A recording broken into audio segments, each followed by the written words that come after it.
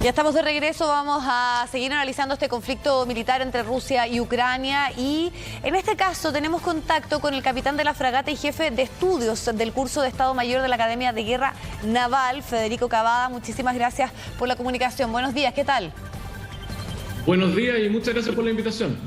Federico, bueno, ayer hablábamos de la estrategia militar propiamente tal, con lo que tiene relación con el avance de las tropas, con la capacidad armamentística, ¿no? Con esta resistencia tal vez que es incomparable de los ucranianos versus lo que es el poderío o la inversión rusa en cuanto a armamento. Pero ¿qué ocurre desde el punto de vista naval? ¿Qué ocurre desde el punto de vista del mar? Y estratégicamente también lo que ha sido un poco la decisión de ir tomándose toda la parte de la costa, sobre todo donde está la parte de Crimea y en particular el Mar Negro. Bueno, bien, es muy interesante lo que plantea porque efectivamente para Rusia el acceso al Mar Negro es fundamental. Y eso hay que entenderlo desde la base que desde el Mar de Barents, desde el norte, no tienen acceso durante todo el año al mar producto de los congelamientos. Entonces son alternativas que tienen de mares de aguas cálidas que les permiten salir al Mediterráneo y establecer líneas de comunicaciones marítimas a distintas partes del mundo, que son los caminos que le ofrece el Mediterráneo. De ahí entonces que, además de causales históricas y culturales, en 2014 el presidente Vladimir Putin haya hecho todas las acciones que ya conocemos para anexar Crimea y tener nuevamente el puerto de Sebastopol en esa posición, y además con ello, que es algo relevante y que afecta a lo que estamos viendo ahora, disminuir a una muy mínima capacidad a la Armada ucraniana, que también tenía sus unidades en el puerto de Sebastopol. De ahí en más, entonces, podemos ver que ya en el año 2021 el presidente Vladimir Putin dio amplia difusión a ejercicios de proyección del poder naval desde el mar sobre tierra, con desembarcos anfibios en Crimea y además entrenamiento de empleo de fuegos, de armas, de bombardeo naval, desde el mar también sobre Crimea como parte de un entrenamiento. Entonces vimos fuerzas que se prepararon con anterioridad y posteriormente la flota del Mar Negro también se reforzó con unidades que se trasladaron desde distintos puntos de la Federación Rusa, que incluyen submarinos convencionales y sobre todo medios de desembarco anfibio. Eso ocurrió prácticamente hasta el inicio de las hostilidades.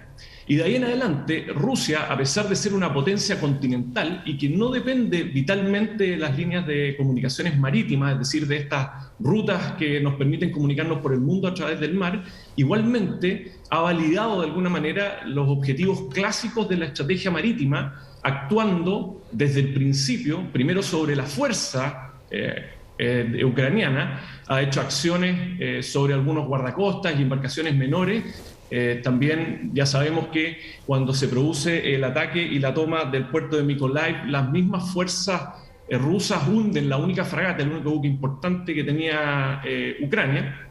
Tenemos entonces acciones sobre la fuerza, sobre los buques y unidades con los que cuenta Ucrania.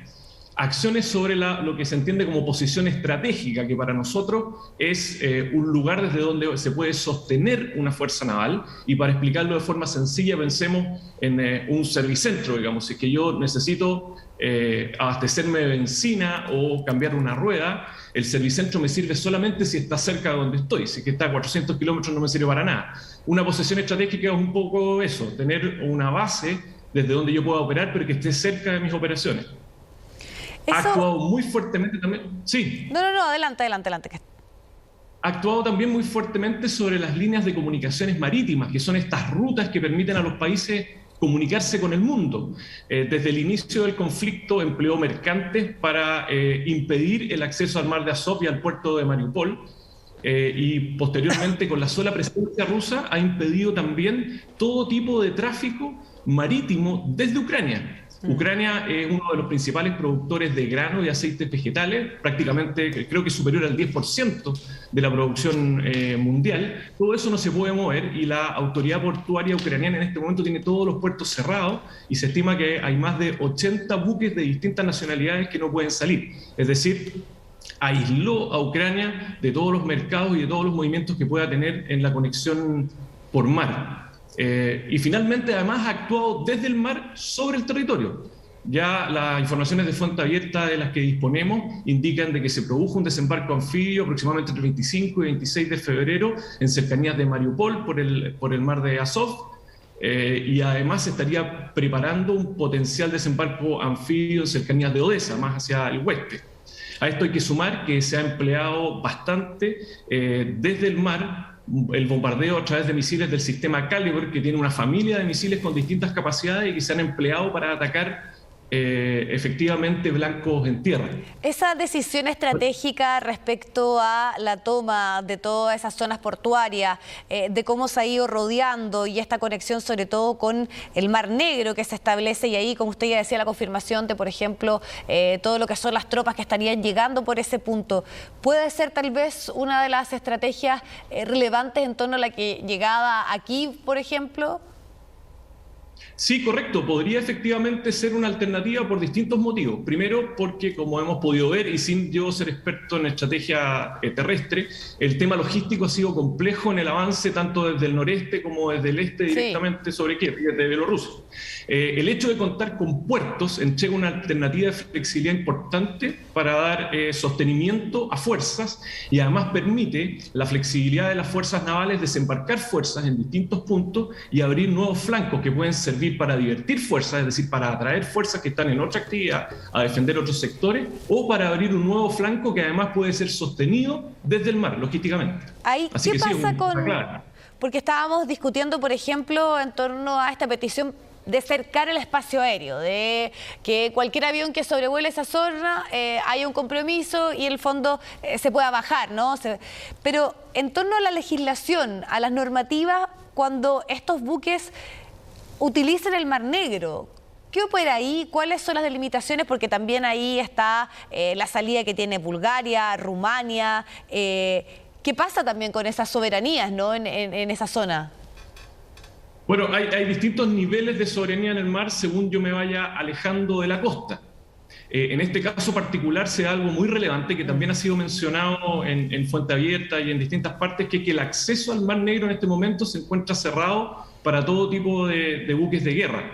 Y ahí Turquía impidió dicho paso porque hay una situación especial que ocurre en la Convención de Montreux del año 36 que le permite a Turquía, en caso de conflicto bélico, impedir el paso de buques a no ser que estos buques tengan su puerto base en el Mar Negro. Y por eso Rusia, por ejemplo, no ha podido ingresar con más buques a reforzar. Además de eso, efectivamente, el resto de los países del mundo tampoco podrían mover y transitar buques de combate a no ser que tengan sus puertos base al interior del Mar Negro, y la situación de guerra impide el tránsito normal marítimo, incluso al resto de los países que puedan tener acceso al Mar Negro de manera normal. O sea, hay un impacto que es global, porque la economía globalizada que se mueve por mar hoy en día hace que nos afecte a todos. Sí, entonces sería por el Mar de Azov donde principalmente se podría concretar esta estrategia militar de utilizar sobre todo los puertos. Están las dos alternativas, porque efectivamente el estrecho de Kerch ya se encuentra de alguna manera bloqueado y el Mar de Azov hay una presencia militar rusa importante, pero hacia Odesa, es decir, más hacia el oeste, también podría haber proyección de fuerzas desde el mar y también se está dificultando todos los movimientos que ocurren desde ese punto. Así que ahí también hay un tema relevante. Y aquí me gustaría enfatizar que estamos hablando de potencias de carácter terrestre, es decir, que no dependen tan vitalmente de sus líneas de comunicaciones marítimas. Y es interesante para nosotros, como leía también de Juan Pablo Toro, analista de TINALAB, en un tuit de anoche, pensar en qué pasaría un poco en el caso de Chile, que Chile depende vitalmente de sus líneas de comunicaciones marítimas y la importancia de estar en condiciones de protegerlas y de permitir el libre tránsito de nuestras cargas y el libre empleo de nuestros mares y de nuestros intereses marítimos. Perfecto, le queremos agradecer esta conversación, este contacto, analizarlo desde un punto de vista distinto, pero que es sumamente relevante en torno a lo que son las pretensiones rusas, ¿no? Que era lo que usted nos detallaba, que era cómo se ha establecido una estrategia, sobre todo desde el punto de vista del mar. Muchísimas gracias, que esté muy bien. Gracias, Diana, muchas gracias, hasta luego.